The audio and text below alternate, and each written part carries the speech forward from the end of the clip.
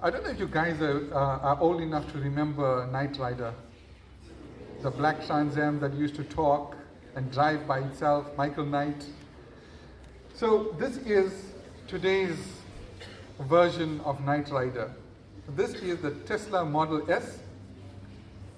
That is one of the most popular cars in the United States right now. Now this car is cutting edge technology in many ways, but the two most prominent ways is that firstly, it runs entirely on electricity.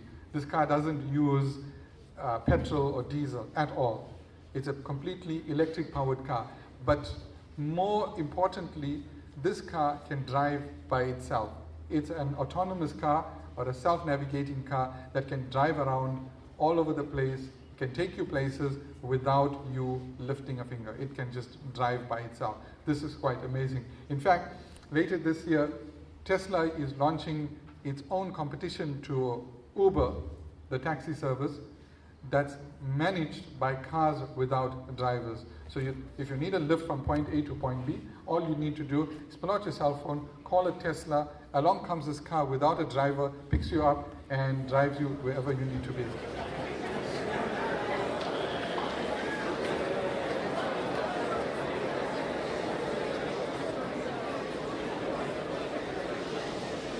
Now I want you guys to take that in.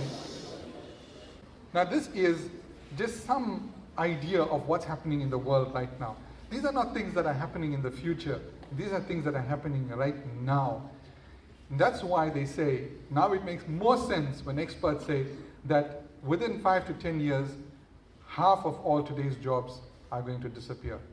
For the simple reason that they are going to be taken over by machines. I mean, driving. There won't be a need to drive in the future. Right now, there are trucks, autonomous trucks that are driving across the United States without a driver. In Dubai, they're testing taxi drones, autonomous taxi drones, where you can call a drone with your cell phone, you jump in, it takes you from point A to point B without a driver. So there's a lot changing, gentlemen. There's a lot changing in our world, and our careers are going to be affected. Our businesses are going to be affected radically. So the question arises is it all doom and gloom for us? Is it all doom and gloom as far as your careers goes, as far as your future aspirations goes? The answer is not at all.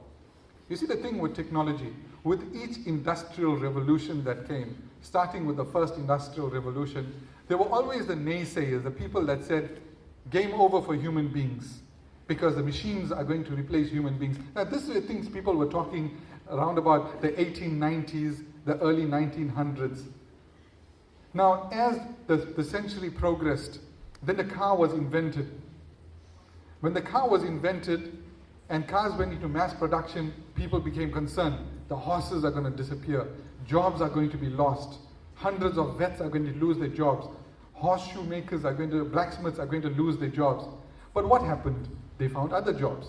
And as time went on, more and more development took place in the world. More and more technologies came in. But what did people do? They went on to more advanced tasks. Now, in the same way, with the fourth industrial revolution, we human beings are always going to be the drivers. We are always going to be the masters of technology, provided we master technology.